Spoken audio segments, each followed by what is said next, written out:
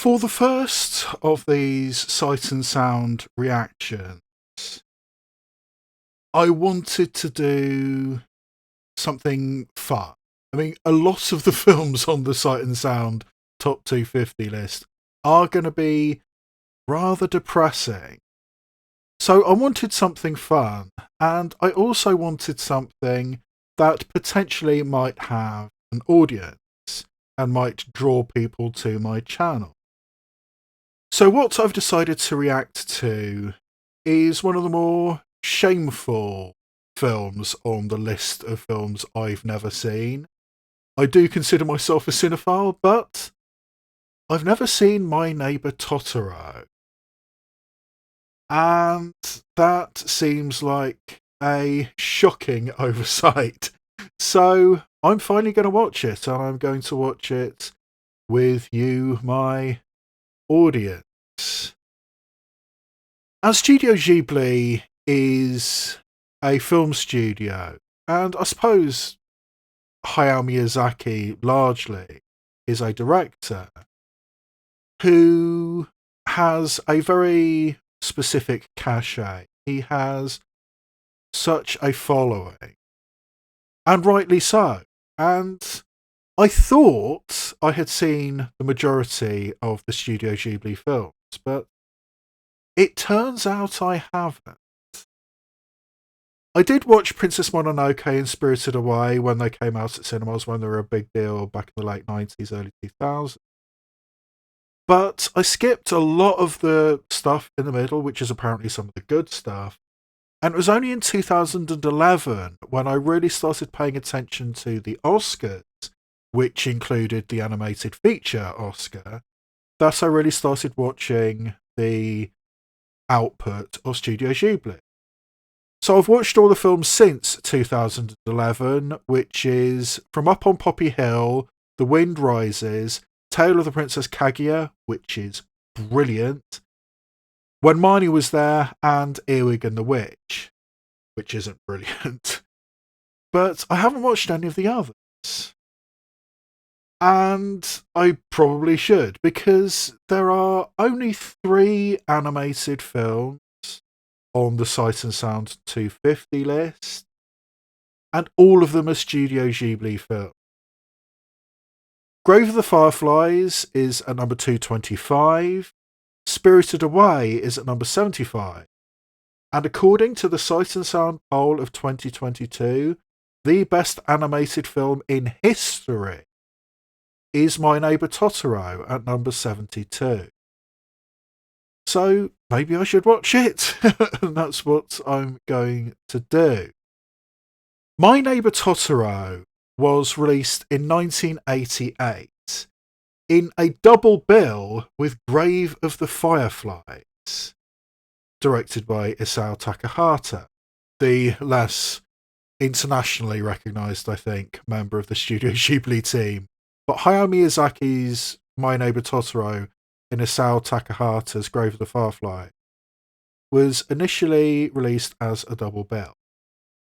And from everything I know of those 2 films, and I haven't seen either of them, that's an extremely diverse double bill with 2 ends of the emotional spectrum represented in that double bill. But that's how it was done in 1988. And this was the second and third official Studio Ghibli film.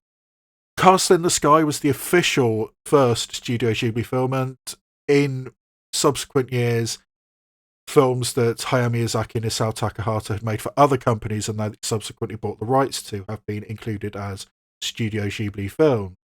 But officially, Grave of the Fireflies and My Neighbour Totoro were the second and the third official Studio Ghibli films in 1988. And My Neighbour Totoro was an immediate, massive success. It was enormously financially successful. Totoro has become the mascot of the Studio Ghibli company. It is an iconic figure in multiple uses of that word in Japan. And in 1989, a company called Streamline Pictures did an English language dub of My Neighbour Totoro, which was initially only intended to be distributed on Japanese Airways flights. And this streamline dub eventually got a cinematic release, a limited cinematic release, and a DVD release in 2002, distributed by Troma Pictures, of all companies. But when the copyright on that particular dub ran out, by that point, Studio Ghibli had a distribution deal with the Disney Corporation in the United States. So the Disney Corporation produced an entirely new English dub. And that is the version of the film I'm going to be reacting to. For a number of reasons. Firstly, the way I do my reaction videos with just the video in the bottom corner, reading subtitles in that format I think is a little bit more work than maybe you want. So I prefer to do the English dub, and in animated features, I honestly don't think there's much difference in the original language dub and the English language dub, as long as it's been done carefully. I mean, come at me if you want, but I don't strongly object to watching an English dub of a foreign animated film. But for this format of reaction video, I think it's the best way to go. And I'm also fascinated by this particular dub because in 2004, when this dub was being produced, the two little girls at the centre of it were being portrayed by Dakota and Elle Fanning. And I just think that's amazing that in 2004, the Fanning sisters were already in a pretty big film like this. And I love both of the Fanning sisters. I think they're both excellent actresses. Dakota from films like The Runaways, Night Moves, and Once Upon a Time in Hollywood. Elle from films like The Neon Demon, 20th Century Women, and The Beguiled. I think they're both excellent actresses. And this is one of only 2 feature films where the Fanning sisters actually appear together. The other one kinda counts. It's I Am Sam, which was Dakota Fanning's breakout as a child star, and in certain scenes of that film, a younger version of Dakota's character was played by her sister Elle. And that was the only other time that both Fanning sisters have appeared on screen at the same time. There was talk for the last couple of years of an adaptation of the best-selling novel The Nightingale, set during the Second World War, where the Fanning sisters would play on-screen sisters. And that was supposedly going to be directed by Melanie Laurent, which is interesting. But that seems to have been quietly shelved, so, I mean, stuck in development hell, whatever. But, yeah. The opportunity to hear the Fanning sisters, the very, very young Fanning sisters, in this film, playing sisters, I thought was kind of interesting. And the voice cast is also kind of interesting. The father is played by Tim Daly, who is probably best known in America for the sitcom Wings, but I personally best know him from the TV shows Private Practice and Madam Secretary. And the mother is played by Lea Salonga, who is a very famous Broadway star, amongst other things. She originated the role of Kim in Miss Saigon on the West End. She's also the singing voice of 2 Disney princesses, Princess Jasmine from Aladdin and Mulan. So Lea Salonga is a very recognised singer, but here she's in a non-singing role. As far as I'm aware, it's a non-singing role. It'll be weird if My Neighbour Totoro turned into a musical, but who knows? Because, I mean, yes, I've seen images, I've seen clips, but I have never seen My Neighbour Totoro. And I've never seen Grave of the Fireflies either. And yeah, I think I might have to put myself through that. Now I've started this Ghibli journey, and now both of them are on the Sight and Sound 250 poll. But for right now, I have never seen My Neighbour Totoro, and it's about time I did. So, without further ado, let's react to the Disney English dub of My Neighbour Totoro. Let's go walking, you and me. Ready, set, come on, let's go. Over the hill, across the field, through the I'm guessing that this song is beloved by certain people, but for me, it sounds really weird. It sounds like the kind of thing that happens when you badly translate a Japanese song into English lyrics. Very old-fashioned. Is that a sort of tuk-tuk kind of thing with 3 wheels? Very archaic and just sort of all their possessions piled up high, going into rural Japan with the paddy field. Why don't you and your family stop by sometime? Okay, sure. Good to meet you. Yeah. Oh no, girls! Hey, thanks a lot. Wow, it's creepy. Creepy! It Does looks look a like little creepy ramshackle. What, haunted?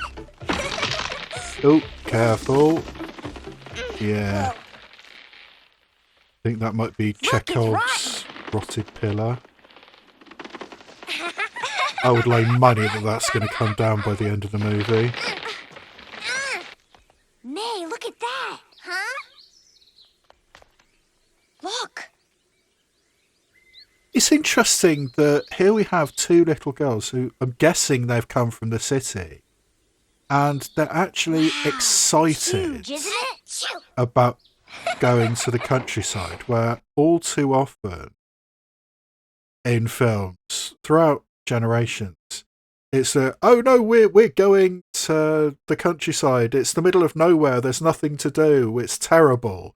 And here we have a situation where these girls are actually really, really excited to go to the country and to see the big open spaces. Another one. And doing it on her knees so she Here's doesn't one. have her shoes inside. Very Japanese thing. Maybe squirrels live here. Squirrels? I think rats Squirrel! eat acorns. Maybe they're rats. No. Squirrel! Mister, where do you want your radio? Oh, right, the radio. That's In here's a good, I guess. huge Saskia, will you radio. look in the back of the house. Okay. Oh, that doesn't look good. That's kind of what happens when there's loads of cockroaches everywhere.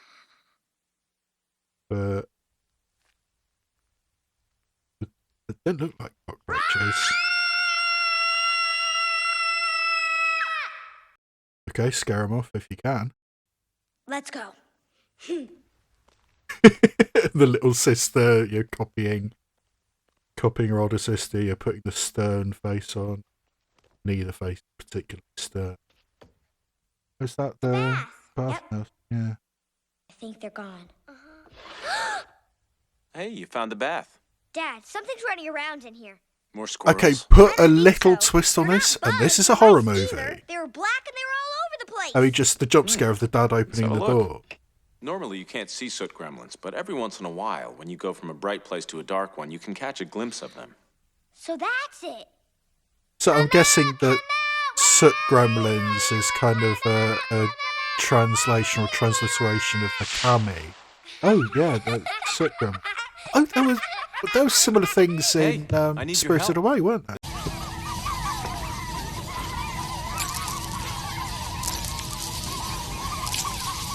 It looks like Yeah. somebody's hidden the stairs at the top One floor of- of the house. One of the few Ghibli Can you films I've find actually the seen. stairs and open all the windows up there? It's pitch black. Maybe it's the soot gremlins. And again, with acorn. basically exactly the same thing could be played for horror. You're looking up the pitch black stairs and an acorn just bounces down. I mean, that's a scene in a horror movie. But the way they're reacting to it, I mean, just sort of like, yeah, we are brave and we are going to acknowledge and welcome the Soot Gremlin. Oh!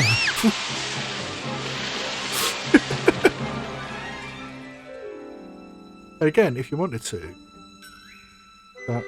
that's horror. But the fact that there's just one left behind who seems to be a little bit out. I used to be able to see them when I was your age. So you've seen them too. That's very interesting. So they're a kind of ghost then?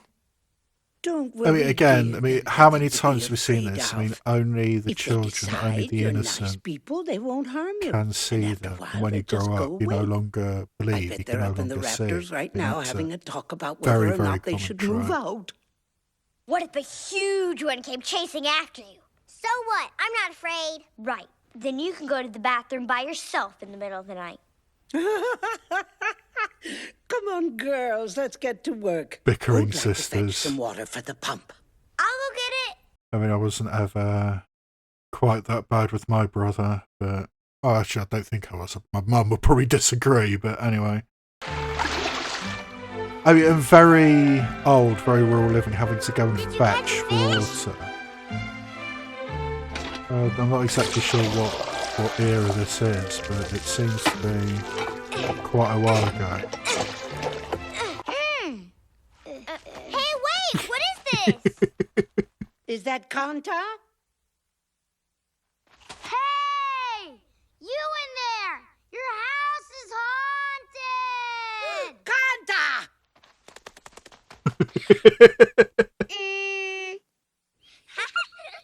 I suppose that's one thing to Satsuki, I complain acted about just like that you're when a I was a boy. kid. I hate boys.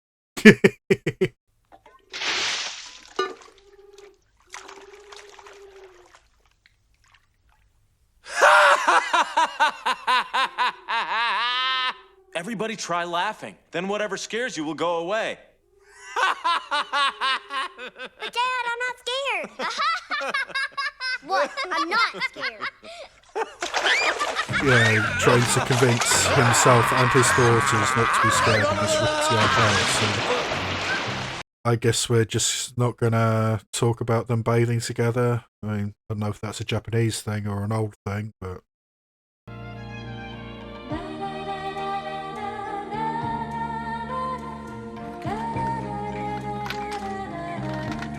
Mom looked great, didn't she, Dad? Yeah, she did. And her doctor said that she should be able to come home real soon. So she'll be home tomorrow? There she goes again with tomorrow. Well, I think tomorrow might be a yeah, I bit mean, soon. that's said sort she of was like gonna the see my optimism bed, of me. the 4-year-old saying, "Oh, tomorrow she's gonna come home." And what's wrong with her? And how curable is it? I mean, I'm still a little unclear. I think 50s, I'm guessing, with the era, but with Japanese architecture with the wooden and the sliding doors and everything, it doesn't change a great deal. At least in the rural parts, from what I've seen. Look, it's morning! Oh, she's one of those morning Hey, wake kids. up! Hey, it's burning! I'm coming, just a minute! And what? I'm making 7, this 8-year-old for you, May. being more get one. responsible. May, sit down and eat. There you go. Wrap it up so it stays fresh, okay?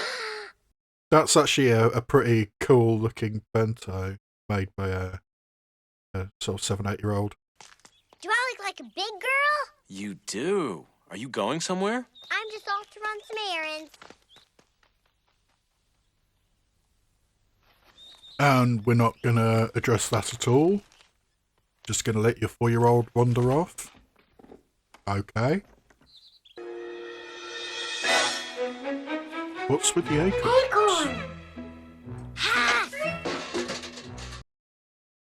Okay, now we're getting Hansel and Gretel. Who has left the acorns? And again, play this differently. It's a horror movie.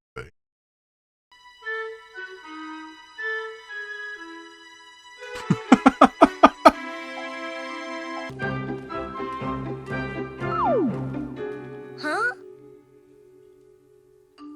And the little spirit's freaked out by it actually being seen.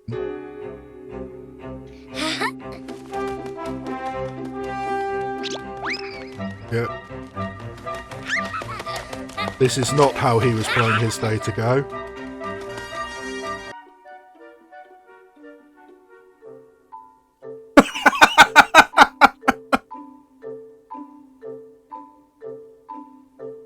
Just sneaked out behind them.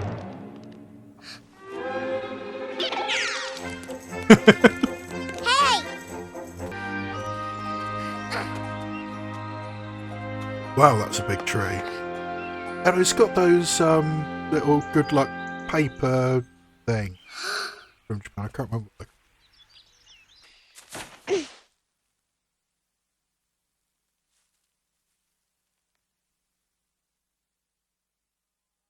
Are we now through the looking glass? Oh, yeah. Whoa, okay. That's not necessarily what you want to see. I mean, having seen a picture of Totoro, I can work out what it is, but still, yeah, it's a first impression.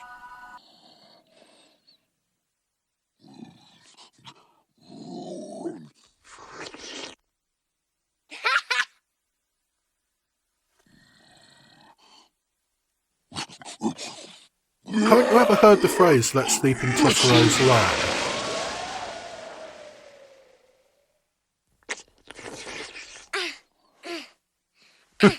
Very animal-like. Little May is completely unconcerned.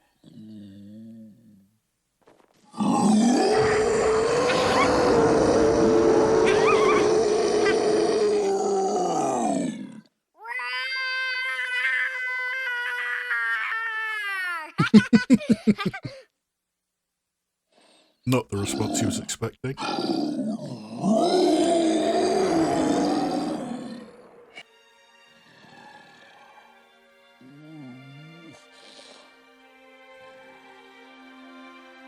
Oh shit, the kitten followed us home and now it's staying. I mean, that's basically the vibe of this. Don't worry, May. Satsuki and I believe you, and I bet you I know what happened. You must have met one of the spirits of the forest. That means you're a very lucky girl. But you can't always see the spirits. You can only see them when they want you to. Hey, let's give the forest spirits a proper greeting. A greeting? Of course, come on, let's go. And here we have a father who is instantly and immediately believing his 4-year-old child. Where in 99% of films, you know, whether it be a horror film or whatever, the adults, the parents, would think, oh, they're just making it up, just ignore it. But here, oh no, you saw something, let's acknowledge it, let's embrace it, which is cool. It's been around since long ago. Back in the time when trees and people used to be friends. In the time where trees and people used to be When friends. I saw this tree, I knew this would be a good place for our family to live. That's a message. I think it'll make your mother feel right at home. Last one home's a rotten egg. Hey! Wait! I kind of love this dad. Hurry I mean, yes, he's kind of neglectful, just being so wrapped up in his work, whatever it is, that his 4-year-old just wandered off all day. But he embraces the imagination, or what he perceives as the imagination of his daughter. He acknowledges the spirits, acknowledges... Okay, that's an image. What is that, an ocarina? But the father embraces this new thing. She's been so good up till now, weren't you, May?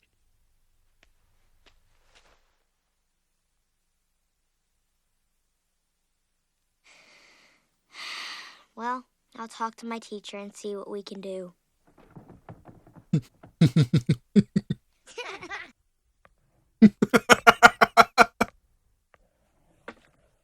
What are you drawing, May? I mean, Big Totoro. cute, disturbing. Cute, Try to be disturbing. quiet, will you? Mm-hmm. Bye, May. Come again soon. Bye, May. I had to skip our club meeting today, Michiko. I'll let everyone know. Bye. Yeah, let's do it together. Hurry up, May. It's gonna rain. And May made a good impression. I mean, again, most of the time in cinema, the little sister shows up and is instantly a source of embarrassment or conflict for the older sibling. But here, sister shows up and, hey, it's cute. And everybody likes her. Even if she did draw a mildly disturbing picture of Totoro. Huh? And he's not even going to say anything. I mean, I suppose at that age, you really don't know how to communicate with the opposite sex, but this is not the way to go about it. But it is kind of cute, you know, the very first, very innocent type of crush. I mean, what are they, about 10 years old, I think? Tell him thank you. He must have been drenched. That's okay. Kanta is such a dirty kid. He can always use a good drenching. Are you off to meet your dad at the bus stop? Yes, It's he a very forgot his umbrella. philosophical Such good kids. way Bye, to girls. look at it. Bye. There's such innocent joy in splashing about in puddles.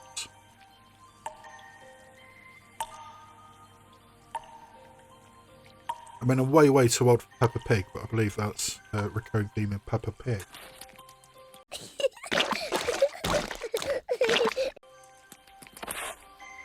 What's She's the doing matter? Cat's Cradle. Here.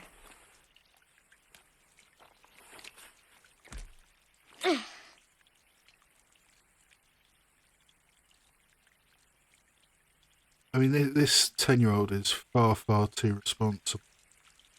Which I think is probably part of the point of the film. That she is the de facto mother, or the de facto parent of her 4-year-old sister, because her mother's in hospital. Her father is the absolute epitome, the absolute archetype of the absent-minded professor.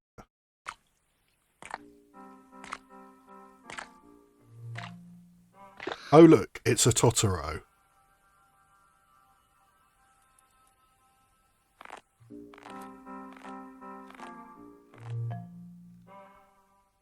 It's kind of like the Gruffalo, was it the big long claws of the little Lee? Totoro?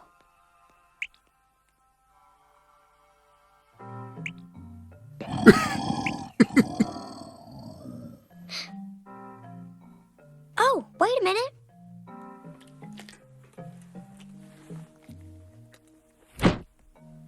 Here, try this. Hurry! May's slipping. What is this thing called an umbrella? But I mean, just the interest in the wide eyes.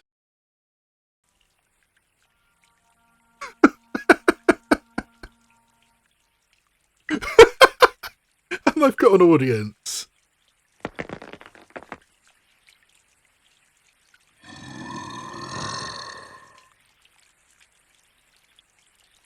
Is that a happy reaction or an angry reaction?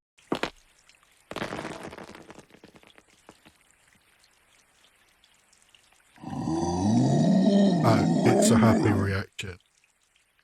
Okay. Again, the simple...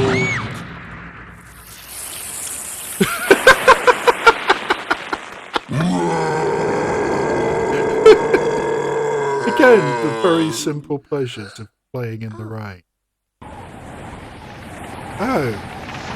Okay, this must be the cat bus of which I've heard tell.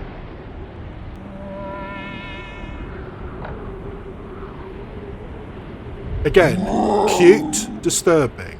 Cute, disturbing. And he just stole the umbrella, but okay. We wanted to grow a beautiful forest with the acorns, so we planted them in your garden out back. But they just won't grow. May watches them all day, every day, waiting for them to sprout. And it's starting to make her crabby. Here's a picture of May as a crab. Summer vacation is almost here. Is crabby a thing in Japan as well? Please get well soon. Love, Satsuki. Oh, there's Totoro, and he's still got the umbrella. May!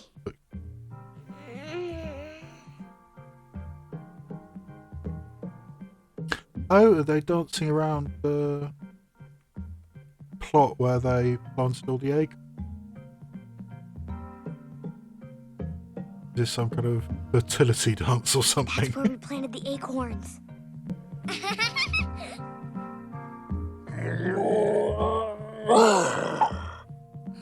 Oh! And you're actually just popping up in front of you. And using the umbrella as a kind of totem. I mean, it's almost like those cargo cults in the South Pacific. They're using Western modern technology as part of their animism rituals. And yeah, I mean, planting a lot of acorns very, very close together, this is what you get. But that is cool.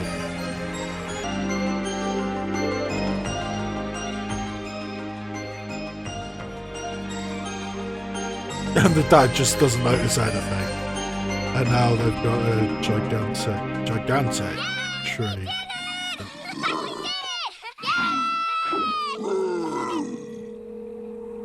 Oh, is that spinning top floating just off the ground? That's interesting.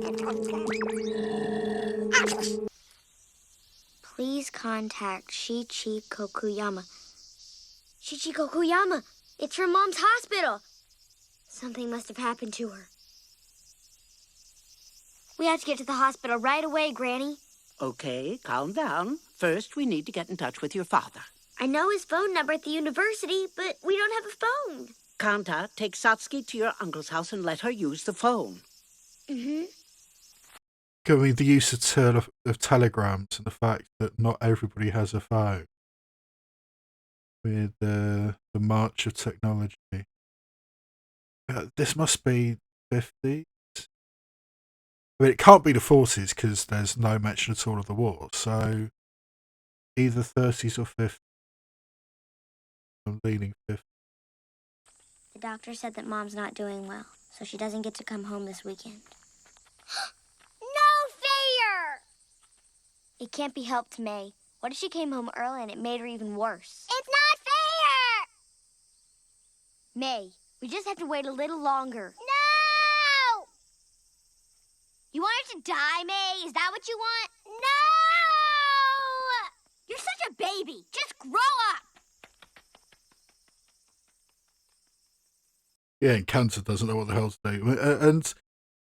And here it is another example of this 10-year-old girl who has had to grow up way, way too fast and doesn't know how to deal with it. Is taken out on her baby sister who doesn't know any better, really.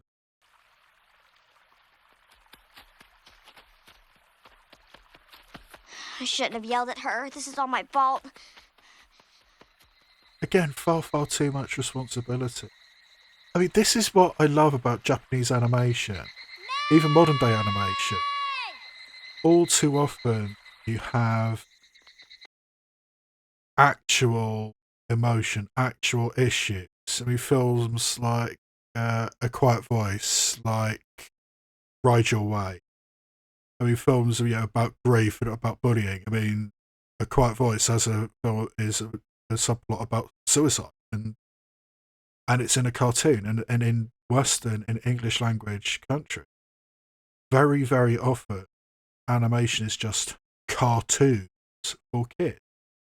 And here, what according to Sight and Sound is the greatest animated film of all time, and it's called My Neighbour Totoro, but we're what about 3/4 of the way through this, and Totoro is actually a relatively small part of it. This is a film about a 10-year-old and a 4-year-old dealing with their mother's severe illness. Oh!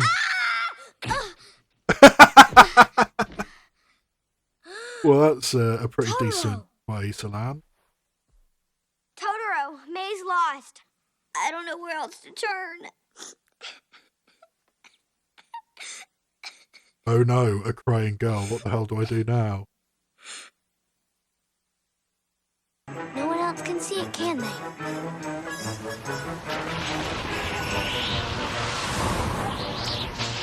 I mean, who even comes up with a cat bus? Particularly a cat bus with what, 10 legs, I think? At least 8. And the way it just sort of opens itself up instead of having a door. Like, yeah, it is still, I mean, just that huge smile, perhaps not quite as comforting as it thinks it is. I mean, again, it's that really fascinating balance between cute and disturbing. I think that's one of the major themes I find. Were you trying to take your corn to Mom at the hospital? Mm-hmm.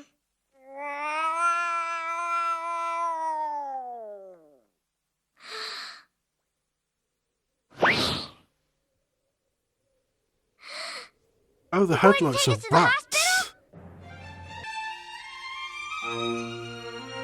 Look at Mom. She's laughing. Everything must be okay. Yeah. I mean, let's be honest, Miyazaki must have seen the Disney I'm going Alice to in hurry up Wonderland and with the get Cheshire well. Cat. That's the spirit. I mean, that's, yeah, with the gigantic part. Most everyone's mad here. You may have noticed that I'm not all there myself. It may seem like a dream, but things are not what they seem. Now And he's still got the begins a umbrella. adventure So he's still for blowing on the you. ocarina, but he's got the umbrella. And you'll be with Totoro, Totoro, And that's where it ends. Totoro, Totoro. And doing the traditional anime thing of having extra scenes over the end credit. For such a very, very long So that was my first time watching My Neighbour Totoro. And I'm honestly not sure how interesting or enlightening that was. I'm a cynical man pushing 45. And I think my capacity for whimsy and magic has been strangled so much and withered so much that I'm not sure I can feel the amount of charm necessary for a film like My Neighbour Totoro. Now, don't get me wrong, I really, really loved it. It is a genuinely charming movie. It is genuinely heartfelt.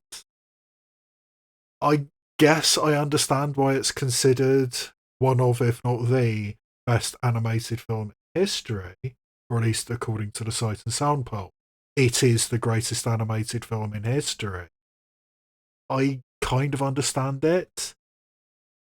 I don't necessarily see it. I mean, I think it might be one of those things that I've seen so many films that were influenced by My Neighbour Totoro that now I've seen the original, it just doesn't have the impact it should have. But yes, it's sweet, it's charming. But I struggle to see this as sort of like the greatest animated feature ever. I think I'm just too old and cynical to fully appreciate this film. But I do appreciate a lot of things about this film because, I mean, as I said in the review, I think this is another example of what Japanese animation, what anime does, which Western English-speaking animation doesn't. And that's put some genuine emotion, some genuine trauma into its animated feature. I was surprised how little Totoro actually features in this film.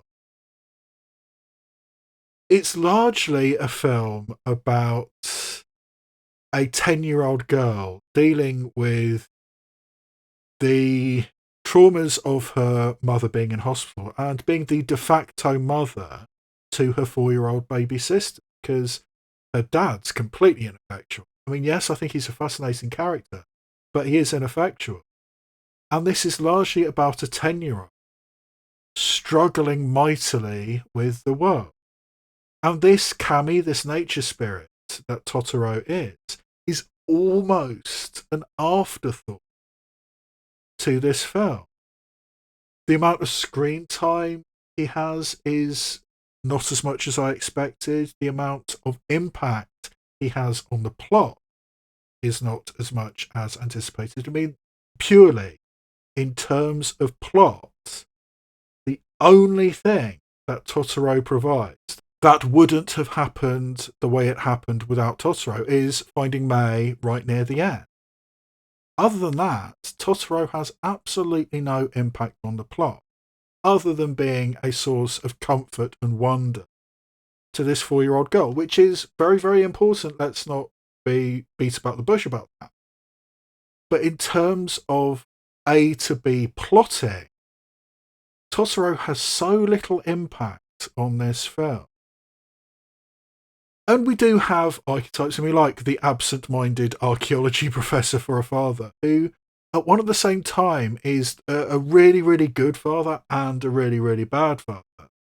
I mean, he's a good father in the way that when his children come to him and say, we've seen something magical, there's something genuinely supernatural, genuinely unusual in this little forest behind our house, the father does not bat an eyelid. He completely buys into it. He completely accepts it. He says, all right, let's be thankful for this. And that is great, great parenting, which you really do not see very often in mainstream film. On the other hand, he's the epitome of an absent-minded professor who lets his 4-year-old daughter just wander free range and doesn't even notice that she hasn't been seen for hours. I mean, that's problematic. I mean, regardless of what time period this film is set in, that you probably shouldn't get away with. I mean, you certainly couldn't get away with it today. Even when this film is set in the 1950s, he probably shouldn't be doing that. So he's, on one hand, incredibly, incredibly neglectful. On the other hand, he absolutely accepts the wonderful, magical things that his children are telling him. So, I mean, good and bad. And, yeah, I mean, the level of creepy versus cute, I think it would take a very little twist to turn this into a horror movie. The ways things are presented, and particularly the ways the two young girls react to it, makes it charming and sweet and magical. And if they'd reacted slightly differently, or if it had been presented slightly differently, it would be utterly, utterly horrific. And I mean, the same with Totoro itself. But having, this big thing with the big, big, big mouth, that could go one of two ways. I mean, that could either be, oh shit, there's a mouthful of teeth coming towards me, or it's smiling, it's happy, we'll be happy together. I mean, and as I said, I think the Cheshire Cat from the Disney Alice in Wonderland it has to have been a distinct reference for Hayao Miyazaki in making this film. So yes, this is a wonderful, a magical film. But it also has some genuine trauma to it. I mean, as so many Japanese animation films do have. This is what I find fascinating about Japanese animation, is its ability to tackle some really, really serious subject matter in a mechanism, in a format, which is traditionally, or at least in the English-speaking world, is traditionally used just as a kids' movie and nothing else. That's all we ever get, or the 90% of animations we get is just kid-friendly movies. And that's all we seem to appreciate animation for. But in Japan, it's different. They have such a history, such a background with the drawn image, going all the way back to these beautiful scrolls, and that has developed into a culture filled with manga, filled with anime. The drawn image is such a cultural footprint in Japan that it allows for really important things to be said in a kid-friendly format like animation. I mean, there are examples all over the place, like A Silent Voice is a film about bullying and suicidal ideation. Okko's Inn is a film about childhood trauma. Ride Your Wave is a film that deals with the absolute inability to move past tragedy. And it should be pointed out that those three films I've just mentioned have one thing in common. They were all written by the same woman, Reiko Yoshida, who, in my opinion, is one of the unsung heroines of world cinema. She writes so many good anime films. Reiko Yoshida is, in general, a mark of quality, and yes, I certainly look out for her name, and I hope you will too now. And even films that aren't written by Reiko Yoshida have other things to them, like Josie the Tiger and the Fish is a film about ableism. Drifting Home, which was released onto Netflix last year, is surprisingly good, and it's basically about childhood depression. So yeah, Drifting Home is another one that I recommend. But I mean, here we have really, really weighty, really, really important subject matter being dealt with in animation. It does have the ability to let us explore these things and approach these things in a somewhat digestible way. I mean, because most of the films I've just talked about are reasonably kid-friendly, or certainly teen-friendly at the very least. I think you could have a rating of 12 for most of those. But they are dealing with some genuine issues in the real world through the format of animation. And that's what Japan does, which England and America don't do in their animated output. It tends to just be the kid-friendly, family-friendly material. And that's not all that animation can be, or even should be. So let's expand our horizons and let's embrace films that do deal with some genuine traumatic things. I mean, the way that this 10-year-old girl in My Neighbour Totoro, the way that Satsuki has to live, the way she has to not only look after her 4-year-old baby sister, to some degree she also has to look after her father. And she's 10 years old. And she's not coping with it particularly well either. She doesn't know what the hell's going on. She's very, very concerned about her mother being in hospital. And she has to deal with all this shit. And it's very handy that there's a helpful wood spirit in the garden.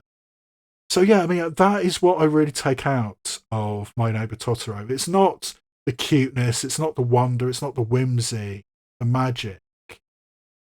It's a film about having to grow up too quickly and dealing with unexpectedly deep subject matters at an unexpectedly young age. And I think that portion of the film, for me, as a 44-year-old man, that's what really stood out to me when my first time watching My Neighbour Totoro. So, yeah, I do appreciate the magic and the wonder and the whimsy, but it didn't work on me as well as it probably would have done if I'd seen this 20, 30 years ago.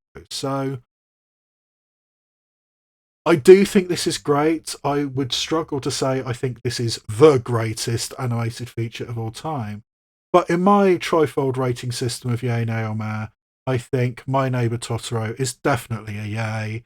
It is charming, it is sweet, and it does have that core of genuine trauma, genuine issues which it is exploring. And in my opinion, exploring incredibly well. And talking about trauma, I think I'm going to have to put myself through Grave of the Fireflies now. Now that I've got the first part of this double bill, let's do the second part. And from everything I know about Grave of the Fireflies, that's going to be a traumatic experience. But yes, I will put myself through that. And I suspect that'll probably be the next Sight and Sound film I release, but there's other Oscar and remake stuff doing, and more modern films that I'll also be reacting to. So yes, like, comment, subscribe, come along to this channel for all various types of reaction videos. And I think for this particular video, that's all I've got to say. So see you next time, where I shine a light on cinema, both obvious and obscure.